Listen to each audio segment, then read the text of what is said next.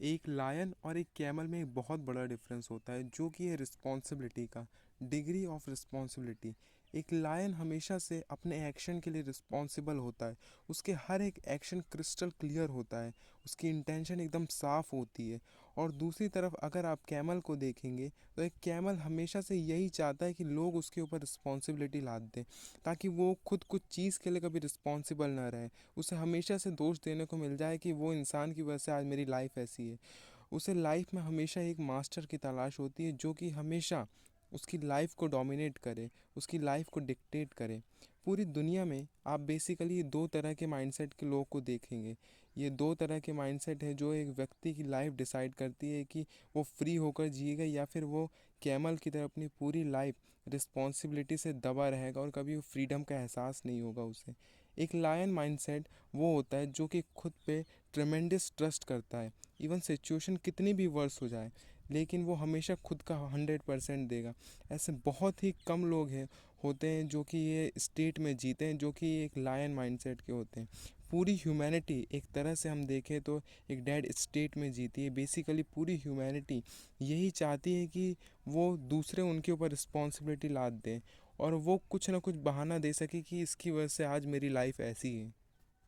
अगर किसी को जीना है, तो उसे अपने लाइफ के डिसीजन लेने होंगे। उसे उसके लिए अपने आप में एक ट्रेमेंडस ट्रस्ट चाहिए। अपने आप को फॉलो करने के लिए उसको गट्स चाहिए, खुद की रिस्पॉन्सिबिलिटी लेने के लिए। खुद के लिए डिसीज़न लेना और उस डिसीज़न पर चलना, ये एक बहुत ही डेयरिंग और एडवेंचरस टास्क है। ये एक ओनली पाथ है जो कि आपकी फ्रीडम को अलाउ करेगा। अगर आपको अपनी लाइफ में एक कंप्लीट मेटामॉर्फोसिस चाहिए, अगर आपको अपनी लाइफ में एक कंप्लीट चेंज चाहिए, तो आज ही आप अपने आप से कहिए कि आज मैं जो भी हूँ वो खुद के लिए हूँ, वो खुद हर एक चीज़ के लिए रिस्पॉन्सिबल हूँ। आज मैं जो भी कर रहा हूँ उसके लिए मैं खुद रिस्पॉन्सिबल हूँ। मेरा हर एक एक्शन मेरी लाइफ को इम्पैक्ट करता है, और अगर आज मैं कुछ भी मेरी लाइफ में मिसिंग है, तो वो भी मेरी वजह से है, क्योंकि मुझ में इतनी हिम्मत नहीं थी कि मैं अपने आप पे काम कर सका, मैं अपने गोल पे काम कर सकूँ।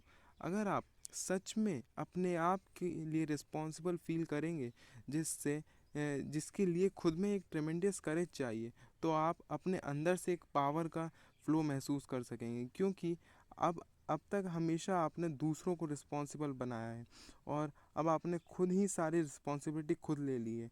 आपकी लाइफ में आप अब हर एक्शन को सोच समझ कर लेंगे। मैं आपको एक ऐसी एक ब्यूटीफुल स्टोरी बताता हूँ। एक विंसेंट वैन गॉल ह्यूमैनिटी की हिस्ट्री में one of the most influential painter है। इनकी पेंटिंग इतनी ज़्यादा डीप है कि आज तक हम इसे डिसाइफर नहीं कर सकें। आज इनकी पेंटिंग की cost millions upon millions of dollars है। सबसे इंटरेस्टिंग पार्ट तो ये है कि इनके टाइम में ये अपनी एक भी पेंटिंग पूरी लाइफ टाइम में बेच नहीं पाए थे। ये अराउंड 1800s में बॉर्न हुए थे, और वो टाइम में ये टाइम से इतना ज़्यादा आगे थे कि लोगों ने उन्हें समझ ही नहीं पाया। वो टाइम से इतना ज़्यादा आगे थे कि उनकी पेंटिंग लोग उनकी पेंटिंग को पॉइंटलेस लगी लोगों को। वैन गॉग लिटरली पूरी ह्यूमैनिटी में one of the most beautiful soul हैं जो कि ये अर्थ पे बॉर्न हुए हैं। इन्होंने अपनी पूरी लाइफ सिर्फ एक ही चीज़ को दे दी है, जो कि है क्रिएशन। और ये इतनी सारी पेंटिंग अपनी लाइफ टाइम में बनाया इन्होंने, और लोगों को ये गिफ्ट कर देते थे सारी पेंटिंग। इनके पास घर में जगह कम थी वो उस पेंटिंग को रखने के लिए, तो इन लोगों को गिफ्ट कर देते थे। इनकी फाइनेंशियल कंडीशन भी अच्छी नहीं थी, तो इनके भाई इन्हें हर हफ्ते खाने के लिए कुछ पैसे दे जाते थे, और उस पैसे का वो और ज़्यादा पेंटिंग के सामान खरीद ले आते थे। वो सिर्फ 4 दिन खाते थे और 3 दिन वो खुद भूखे रह जाते थे, क्योंकि उसके उनके पास इनफ मनी नहीं था। उन्हें उन्होंने अपना सारा समय बस एक ही चीज़ को दे दिया। उनका पैशन किसी आग के कंपैरिजन में लाखों गुना ज़्यादा धधक रहा था। भूख के कारण फाइनली उनका शरीर थोड़ा सा डगमगाया, और उनका शरीर थोड़ा साथ छोड़ने लगा, और वो थोड़े पागल से हो गए। उन्होंने मैड हाउस में अपनी एक पेंटिंग पर काम करा, वो आखिरी मास्टरपीस पर काम कर रहे थे। और फाइनली जब वो पेंटिंग कंप्लीट हो गई, तो उन्होंने सुसाइड कर लिया। लेकिन जब वो सुसाइड करे, तो उन्होंने एक नोट में इतनी इम्पोर्टेंट बात लिखी, जो कि हम सबको थोड़ा ध्यान देना चाहिए। उन्होंने अपने भाई से यह कहा कि मैं अब इस दुनिया को छोड़ रहा हूँ, क्योंकि ये बॉडी थोड़ी हार्ड है मेंटेन करने के लिए, लेकिन मैं अपनी लाइफ से अटरली फुलफिल्ड हूँ। मैंने जो आया था जिसके लिए मैंने वो पूरा करा है। मैंने अपनी लाइफ में जो चीज़ को मुझे समय देना था, जो मेरा पर्पस था, वो पूरा हो गया है। ये ऐसा नहीं है कि मैं कावर्ड की तरह भाग रहा हूँ, नहीं, मेरा पूरा पर्पस फुलफिल्ड हो गया है।